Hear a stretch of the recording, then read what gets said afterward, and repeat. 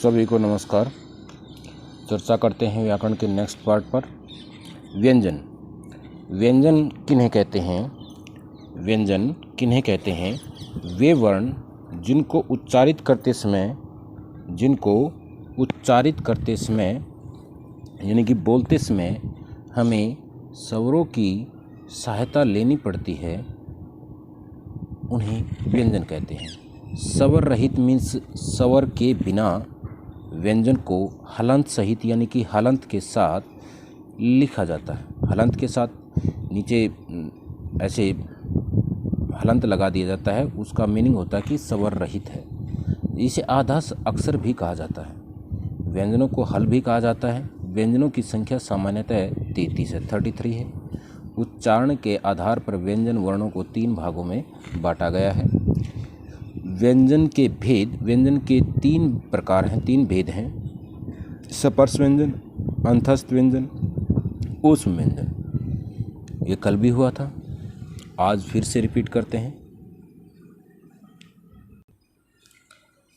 स्पर्श व्यंजन वे व्यंजन जिनका उच्चारण करते समय जीवा मीन्स टंग यानी कि जीव अथवा उत्पन्न वायु हमारे मुख के किसी भाग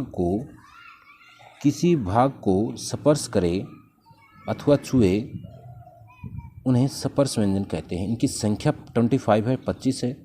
इन्हें 5 वर्गों में बांटा गया है। कितने वर्गों में बांटा गया है? 5 वर्गों में बांटा गया है, 5 भागों में बांटा गया है।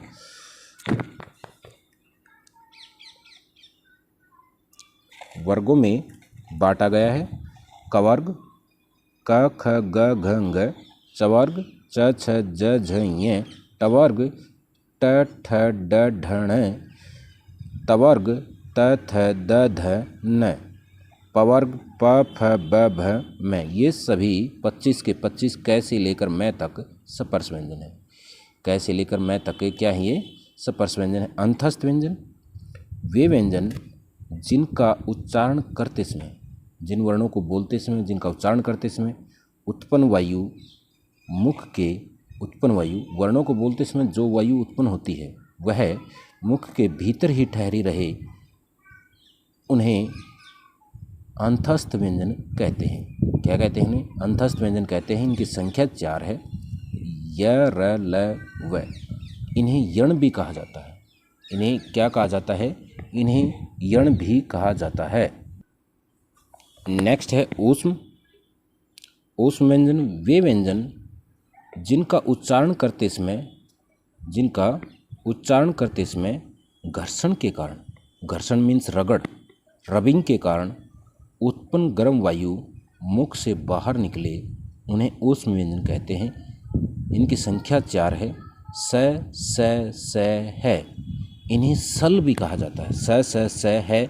इन वर्णों को जब हम उच्चारित करते हैं तो अधिक बल लगता है, अधिक हवा का दबाव होता है, अधिक घर्षण होता है, तो इसी वजह से जो मुख से है वो गर्म वायु बाहर निकलती है, इसलिए इन्हें ऊष्म व्यंजन कहते हैं। अयोग वाह वे ध्वनियाँ होती हैं जिनका प्रयोग स्वतंत्र रूप से नहीं किया जा सकता। स्वतंत्र कोई अस्तित्व नहीं होता है जिनका, उन्हें अयोग वाह कहते हैं। नाम से ही प्रतीत होता है। नए योग के, बिना योग के जो वाहन नहीं होते वो अयोग वाह होते हैं। इनकी संख्या 5 है। मुख्य रूप से केवल 3 का ही प्रयोग किया जाता है। अनुस्वार, अनुनासिक और विसर्ग। अनुस्वार, अनुनासिक और विसर्ग। जिह्वामूलय और उपध्मानीय। उपध्मानीय क्या है? ये दोनों उपध्मानीय है, उप नहीं है, उपध्मानीय और जिह्वामूलय ये क्या है? ये 2 वैदिक संस्कृत में इनका प्रयोग देखने को मिलता है, दृष्टिगोचर है। यहाँ अपने लौकिक संस्कृत में 3 का ही मुख्य रूप से प्रयोग किया जाता है, अनुस्वार, अनुनासिक और विसर्ग। नेक्स्ट पर चर्चा करते हैं। अनुस्वार वे ध्वनियाँ जिनका उच्चारण यानी कि जिनको बोलते समय उत्पन्न वायु नासिका यानी कि नाक से बाहर निकलती है, यानी कि वे ध्वनियाँ जिनका उच्चारण केवल नाक से होता है उन्हें अनुस्वार कहते हैं। संस्कृत भाषा में न या मैं के स्थान पर, न और मैं के स्थान पर अनुस्वार का प्रयोग होता है। न और मैं, हलंत न और मैं के स्थान पर ही अनुस्वार का प्रयोग किया जाता है। बिंदु के रूप में इनका प्रयोग होता है। अगर इनके बाद कोई व्यंजन आ जाए तो, इनके बाद अगर कोई व्यंजन आ जाए तो न या मैं को अनुस्वार हो जाता है। अगर व्यंजन आ जाए तो, यथा, जैसे उदाहरण देकर आपको समझाया जा रहा है, स विद्यालयम गच्छति, स विद्यालयम गच्छति। यहाँ विद्यालयम में ये अनुस्वार है। अनुस्वार है क्यों हुआ? क्योंकि यहाँ ग एक व्यंजन है, ग एक व्यंजन है, इस वजह से यहाँ पर मैं को अनुस्वार हुआ। यहाँ पर विद्यालयम के मैं को के स्थान पर अनुस्वार हुआ, परंतु यदि सामने स्वर आ जाए तो मैं के स्थान पर अनुस्वार नहीं होगा, हलंत मैं का ही प्रयोग किया जाता है।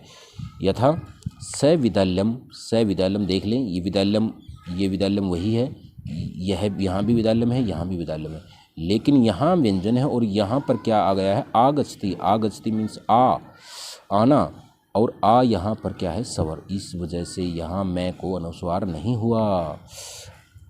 अनुस्वार के अन्य उदाहरण क्या हैं? मयंक, अंग, संचार, पंकज आदि। इसे बिंदु के रूप में, इस डॉट के रूप में स्वरों के साथ प्रयोग किया जाता है। बिंदु के रूप में, डॉट के रूप में स्वरों के साथ इसका प्रयोग किया जाता है। अनुस्वार, अनुनासिक। अनुनासिक चंद्रबिंदु के रूप में प्रकट किया जाता है। जिन ध्वनियों का उच्चारण करते समय उत्पन्न वायु कंठ व नासिका, वहाँ अनुस्वार में क्या था? उत्पन्न वायु सिर्फ नाक से, नासिका से बाहर आती है, लेकिन यहाँ पर कंठ और नासिका दोनों से बाहर निकलती है, उन्हें अनुनासिक वर्ण कहते हैं। इनका प्रयोग भी अनुस्वार के समान स्वरों के साथ ही किया जाता है।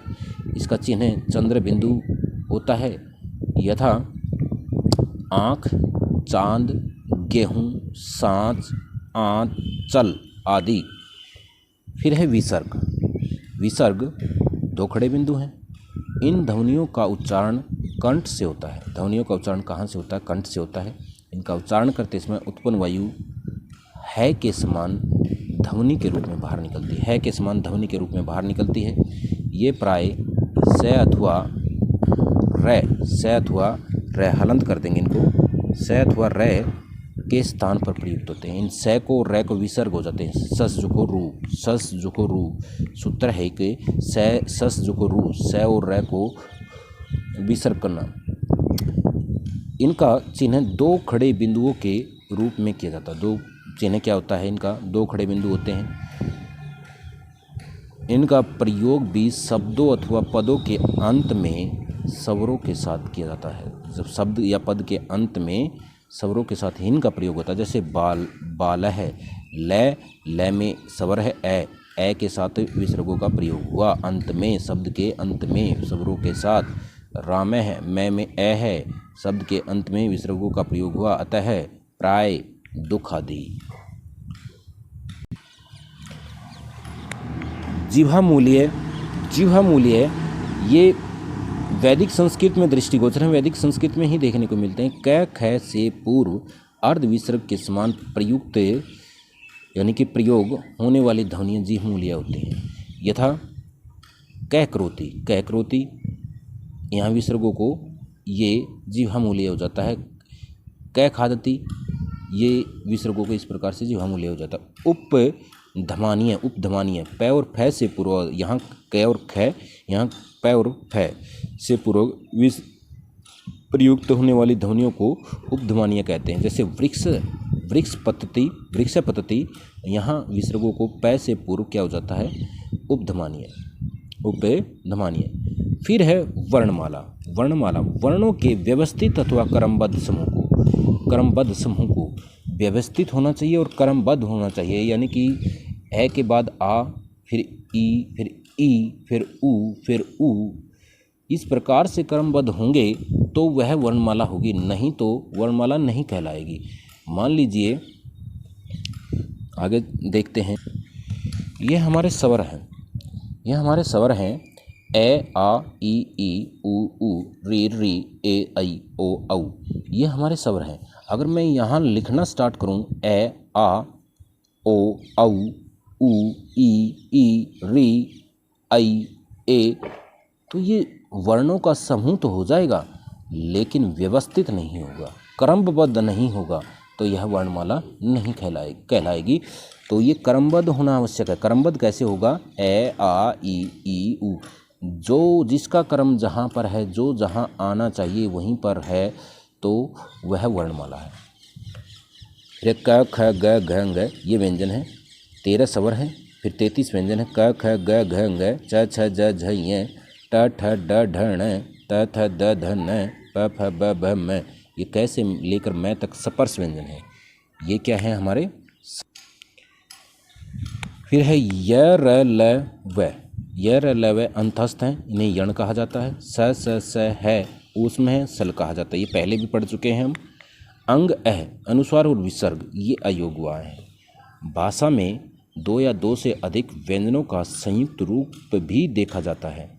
इन्हें संयुक्त व्यंजन कहते हैं या संयुक्त व्यंजन कहलाते हैं। जैसे अक्षत्रज्ञ, क प्लस से प्लस स्वर अक्षय बन जाएगा। तय प्लस रै प्लस स्वर त्रय बन जाएगा। जय प्लस य प्लस स्वर ज्ञ बन जाएगा। फिर है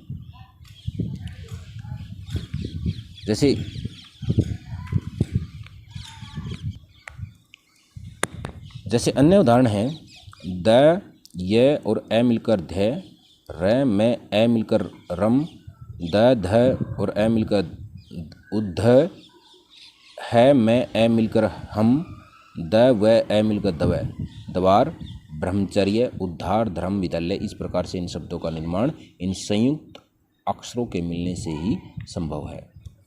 यह आपको PDF आएगी, वीडियो आएगी, इसको ध्यान से देखें, समझें और फिर नोटबुक में करें। धन्यवाद।